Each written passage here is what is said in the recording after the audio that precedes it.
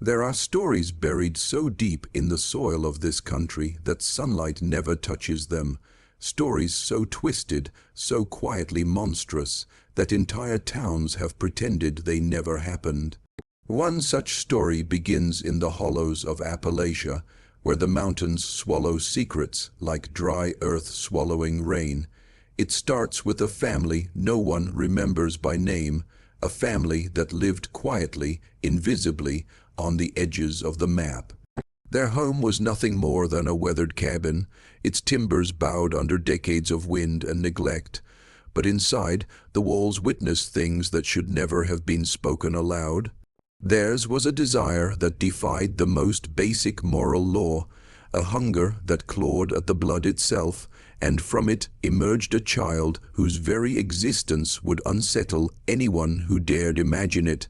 This child was not born of chance. Each generation that came before carried a shadow of obsession, a slow and deliberate weaving of bloodlines that no human should dare touch. It was a hidden experiment, unrecorded in any census or diary, conducted not by scientists, but by a family who mistook their own reflection for divinity. The air of the cabin was thick with inherited whispers. Stories passed quietly from parent to child about survival, about loyalty, about keeping the family whole above all else. But beneath those lessons lay a more sinister teaching, that the body of a child could be the canvas for a forbidden desire, and that the cost of such a desire was invisible until it could no longer be ignored. From the moment of the child's birth, something about him was immediately off, not in appearance alone, though his features carried an odd symmetry that unnerved the midwife. His eyes held a hollow echo of generations past, a clarity of lineage that made strangers recoil. The neighbors whispered, when they dared speak at all, that the boy seemed older than his years, that his gaze knew things no child should ever know. And yet the family celebrated him as if he were a triumph of their careful, secretive planning, a culmination of decades of isolation and obsessive control. In those hills, isolation was a protective shroud, and the family believed that no one outside could ever comprehend the choices they had made, choices that violated not only nature, but the fragile trust that binds human lives together. Even as he grew, the boy carried with him a weight that no child should bear. He inherited a mind sharpened by secrecy, instincts honed by the patterns of abuse that had been carefully buried beneath layers of everyday life. He learned to watch without being watched, to speak without being understood, and to move in a world that was already beginning to treat him as an anomaly. The mountains did not offer comfort. They offered the perfect concealment for something horrifying. The people who stumbled across the family would later describe an unease, a creeping sense that something fundamental was wrong. But few ever looked closer. No one wanted to uncover the truth that hid beneath the polite facades, because some stories are too dark to face, even when the light is invited in. And so, the child was raised, not as a normal boy, but as a living artifact of a taboo desire, a secret experiment in blood and will. Each day carried the weight of decisions made long before he existed. Every smile, every small act of learning, every heartbeat was a reminder that he was born not to a world that embraced him, but to a legacy that demanded he be perfect in its horror.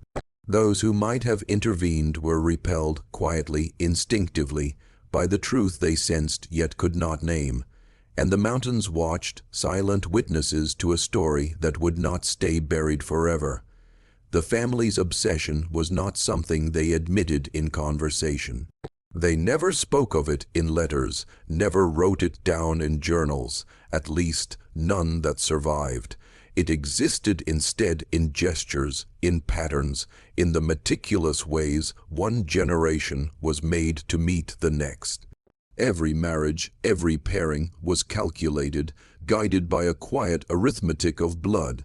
It was not lust in the conventional sense, not the thrill of fleeting desire, but something colder, more persistent, a fixation on purity of lineage, on recreating themselves in miniature, over and over, without ever acknowledging the monstrous truth behind their intent. The child, when he was very young, began to sense it, though he could not name it. There was a weight in the air, a tension that never lifted, a constant undercurrent of expectation that something unthinkable must happen to keep the family intact. He learned early the language of silence, the unspoken rules of the household that governed what could be seen, what could be heard, and what must never be questioned. The adults moved around him with the grace of predators, careful to maintain appearances while carrying out acts that were neither natural nor moral. Visitors were scarce, and when they came, they noticed only the surface: a polite smile, a tidy cabin, children who seemed bright and well kept. But the boy knew. He understood that the world beyond the hills was not for him, and that the boundaries his family had erected around their lives were walls meant to contain more than just their secrets. They were barriers to reality itself, shielding them from the judgment of any eyes that might see too clearly. The more he grew, the more obvious the consequences became. The child's body began to reflect the accumulated effects of generations of insular mating. Features repeated and doubled, creating an appearance that was unnervingly symmetrical, unnervingly deliberate. His intelligence was keen, but it carried a strain, a subtle fragility that made adults nervous in his presence. Small things would go wrong in the household, illnesses that defied explanation, behaviors that hinted at an inheritance no one dared discuss, and the child's uncanny awareness of them all. It was as if he could read the history of his family not from books, but from the lines in their faces, the cadence of their voices, the shadows that moved behind their eyes. He carried in himself a history that was both intimate and horrifying, one that no one else could truly comprehend. Outside the cabin, the world remained ignorant. Neighbors still exchanged polite nods across fences, still whispered about strange happenings in the hills, yet no one sought to dig too deep. The boy's existence, the culmination of obsession and secrecy, remained invisible, buried under layers of mundane life and rural isolation. But inside the walls, the tension was palpable. The adults were meticulous, almost ritualistic, in their care and control. Every meal, every lesson, every bedtime was a performance designed to preserve not just the boy, but the invisible threads that held the family's taboo desires together. Their meticulousness was not love, it was containment, a desperate effort to hold back the chaos of what they had created. And the child, young though he was, understood that he was both the vessel and the consequence of his family's choices. He was the result of generations that had been willing to sacrifice morality, love, and empathy in pursuit of their hidden ideal. And like all children who inherit secrets too heavy to bear, he learned to carry them silently, like a stone in the chest. It was in this silence, in this slow accumulation of awareness and dread, that his own identity began to fracture. He was not just a boy, he was an experiment, a warning, a living record of a family whose ambition had gone too far. As the boy approached adolescence, the consequences of his family's choices became impossible to ignore. He moved through the world like someone carrying a weight that others could feel, but could not name. His body was the product of repeated patterns, of generations carefully folded into one another, and it carried marks of both perfection and deformity, subtle enough to escape casual notice, yet impossible to ignore for those who looked closely. There was a tension in the air whenever he entered a room, a strange electricity that made others uneasy. He was a living mirror of a taboo desire, a reflection of something no society had sanctioned, and it showed not only in his features, but in the very way he moved, thought, and observed. His mind, sharpened by years of isolation, was both a weapon and a prison. He could read patterns where others saw chaos, anticipate actions before they occurred, and dissect motives with a precision that was terrifyingly beyond his years. And yet, these abilities were born from trauma, from an upbringing steeped in secrecy and manipulation. Every lesson the adults gave him carried a hidden weight, not instruction for survival, not guidance for morality, but preparation for a world that could never accept him. He learned quickly that truth was dangerous, that curiosity could be punished, and that obedience was the only way to survive the relentless scrutiny of the people who had created him. There were moments, brief and fragile, when he glimpsed what life might have been under normal circumstances. A neighbor child laughing freely, the taste of a wild berry plucked from a nearby ridge, a bird's call echoing through the mountains. In those fleeting moments, he experienced both joy and horror, knowing that these small freedoms were impossible for him. Every pleasure carried a shadow, the knowledge that he was born different, that he was both an object of obsession and a secret too dangerous to reveal. These shadows followed him relentlessly, weaving into his dreams and waking hours alike.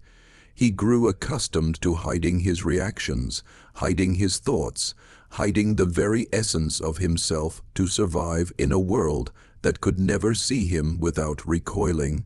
The adults, meanwhile, continued their quiet rituals, subtle but persistent. Their obsession had a rhythm, the way they spoke, the way they touched, the way they arranged marriages and kinship. Everything was designed to keep the bloodline pure, to maintain the hidden experiment they had begun long before he existed. No one outside the cabin could understand, and perhaps it was better that way. The mountains were both protection and prison, shielding the family from outsiders while simultaneously ensuring that no escape was possible. And the child, growing into adolescence, began to understand that he was both captive and instrument. He existed not for his own sake, but as proof of something forbidden, a living testament to desires no one else could condone.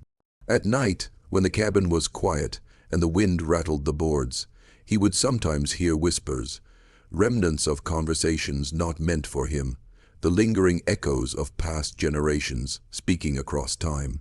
These whispers told him things he could never say aloud, that his life was a carefully orchestrated experiment, that every choice had been made long before he was born, that the very blood running through his veins was a product of obsession. It was a knowledge that isolated him further, making him both more aware and more alone. The child's existence had become a mirror reflecting the darkest corners of human desire, a reminder that some truths, no matter how carefully concealed, will always demand acknowledgement. The turning point came quietly, as all tragedies do, in a season when the hills seemed to close in tighter. Around the cabin, the child, now on the brink of adolescence, began to notice patterns in the adult's behavior that were no longer subtle. Conversations would halt abruptly when he entered a room. Hands that once carried tenderness now lingered too long, too deliberately. The lines between protection and obsession blurred, and he realized that the adults no longer viewed him as a boy. They saw him as the culmination of generations, a vessel into which they had poured every twisted desire and every unspoken fantasy. It was in those moments, sharp and inescapable, that he understood the depth of what had been done and the reality of what he had inherited. At first, he could only observe. He hid behind the corners of the cabin, behind the shadows cast by the firelight, listening to voices that were never meant for his ears. They spoke of the future in hushed tones, as though even the walls could not be trusted. Each word revealed a meticulous calculation of his life, a design that was far older and darker than he had ever imagined. He realized that his own body was not his own, that every feature, every instinct, every spark of intellect had been shaped by forces that were deliberate and unnatural. And yet there was no escape. Even the forests surrounding the cabin were no sanctuary. They were extensions of the family's control, a natural cage in which the boy had been born and bred. The psychological weight of these revelations pressed on him relentlessly. He began to experience nightmares not as dreams but as memories of events that had not yet occurred.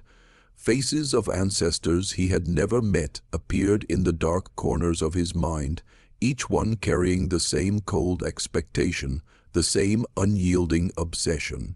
He saw the cabin itself as a living organism, its walls closing in with every secret kept, every boundary crossed.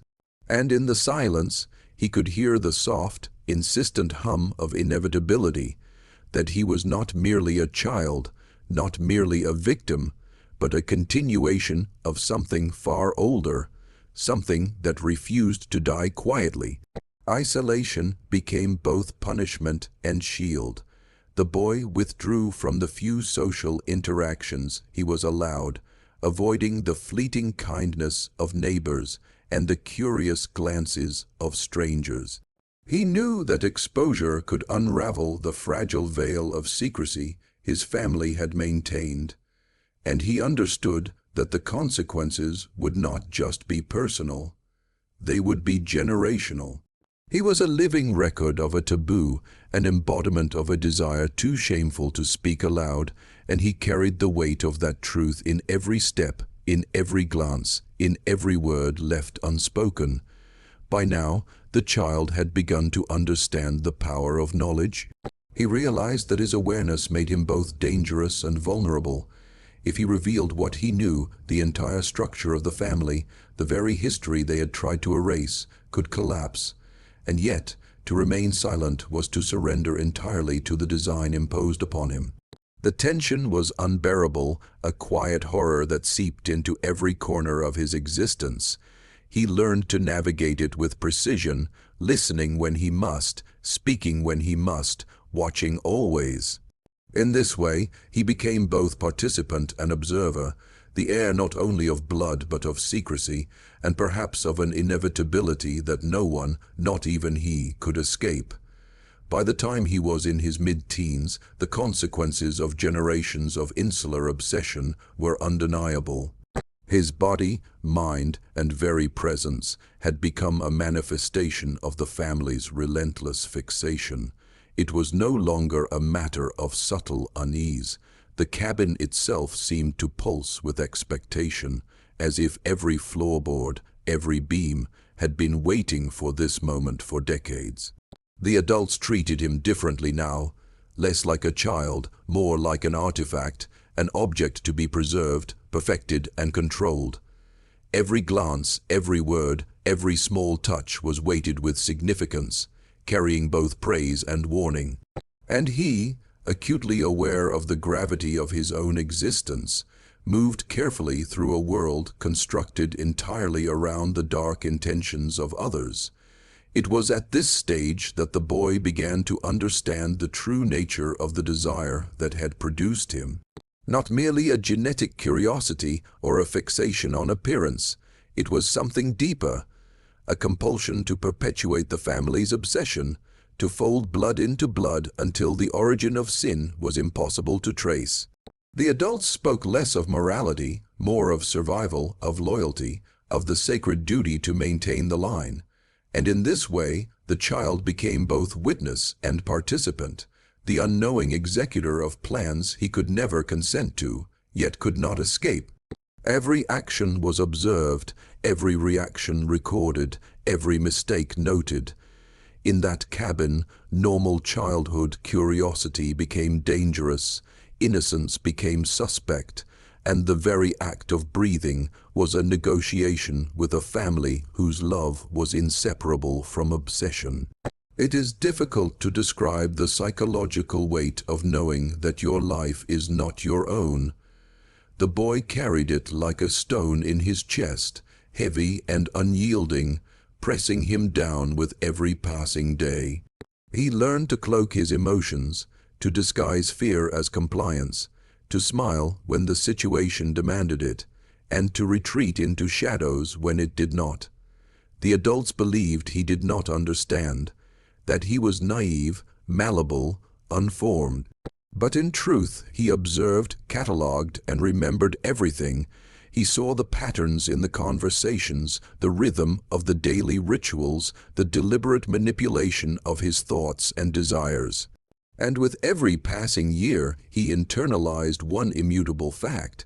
He was the living record of a taboo, the embodiment of a family secret too dangerous to confront. Now, perhaps more than ever, the horror of his existence became social as well as personal. Any outside observer would have described him as uncanny, unnervingly precise in thought and action.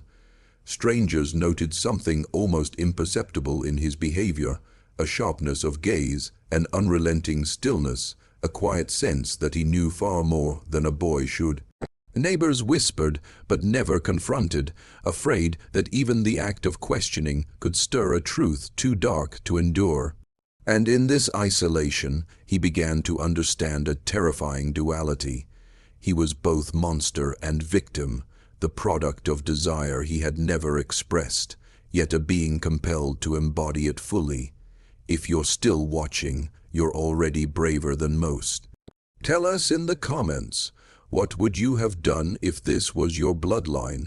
Because this story is not just about one boy in a cabin in Appalachia.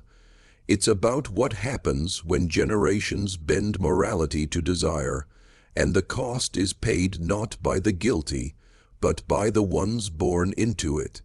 In the quiet of the hills, the child, now nearly a young man, became a living record, a cautionary whisper of what secrecy, obsession, and inherited darkness can produce. Every glance, every gesture, every thought carried the weight of history, and it was a history that no one outside the cabin could truly comprehend. As the boy entered late adolescence, the physical and psychological toll of his family's obsession became unmistakable. His body, already marked by generations of insular breeding, exhibited traits both uncanny and unnerving. Limbs moved with an odd precision, gestures too controlled for comfort, expressions that carried a deliberate symmetry no natural childhood could produce. His face, too, betrayed the genetic echo of decades of secrecy, a strange harmony of features that unsettled those who dared look too long. He was not only a living record of his family's obsession, he was a warning, an embodiment of consequences that had been meticulously concealed, but could no longer be disguised. The mountains around the cabin seemed to lean in closer, watching, waiting, as if the land itself knew what was unfolding and recoiled quietly in horror. The boy's mind, sharpened by constant observation and isolation, had become a labyrinth of memory, calculation, and suppressed desire. He could anticipate the adult's intentions with unnerving accuracy. He noticed the subtle shifts in tone, the micro-expressions that betrayed hidden motives, and he catalogued every detail of the household as though his survival depended upon it, which, in truth, it did. Every decision his family made, every act of manipulation, was encoded into his consciousness, leaving him simultaneously empowered and imprisoned. He had learned that understanding the machinery of desire, of secrecy, and of obsession gave him leverage, yet offered no escape. Awareness was a double-edged sword. It made him vigilant, but also painfully aware of the weight of the generations that had crafted his very existence. The psychological horror of this life cannot be overstated. The nights were long and relentless, filled with dreams that were neither dreams nor memories, but an unsettling mix of both. Ancestors he had never met whispered through his mind, their voices carrying the same cold, calculated intent as the adults around him. He saw visions of futures he had no agency over, outcomes that had been predetermined by the obsessive rhythm of his family's decisions. Every sound in the cabin, every shadow, every creak of the wooden floor seemed loaded with meaning. He began to walk through the world not as a boy, but as a sentient repository of taboo knowledge, carrying a history no one else could touch without horror and disbelief. The adults around him, too, were changing their behavior, increasingly aware that he was more than a child. They had created a sentient mirror of their own obsession, and it was impossible to control fully. Their glances lingered longer, their instructions grew more rigid, and their secrets became both ritual and trap. They sought to maintain authority over him, yet each attempt only revealed the limits of their control. He understood the duality of his existence, a carefully groomed product of obsession, yet a mind capable of perceiving the structures that bound him. He lived within a fragile ecosystem of desire and secrecy, aware that any misstep could unravel the delicate veneer that had protected the family for decades. And yet, amidst all this, there was a quiet, horrifying resilience. The boy, burdened with the accumulated weight of generations, began to navigate the darkness with a subtle, almost invisible grace. He learned to conceal both fear and understanding, to move among his captors without revealing the depth of his knowledge, and to survive in a household that was as much a laboratory as it was a home. Every day, every interaction, every whispered conversation became a test of endurance, of wit, of subtle power. The boy had become a living archive of human obsession, a record of the consequences of desire untempered by morality, and a reminder that some truths, once set in motion, refused to remain hidden forever. The culmination of the boy's existence, of the generations that preceded him, came not with a dramatic confrontation, but with a quiet, inevitable reckoning. By the time he reached adulthood, he had become both monument and warning, a living testament to the perils of obsession carried across bloodlines. The family's original intent, the desire to preserve a perfect lineage, had succeeded in ways they could never have anticipated. Their creation had survived, yes, but it had also transformed, carrying within it a consciousness that could perceive, analyze, and perhaps even judge the very desires that had shaped it. The child, once innocent and unwitting, had become a sentinel of inherited darkness, a being whose very presence made moral boundaries tremble.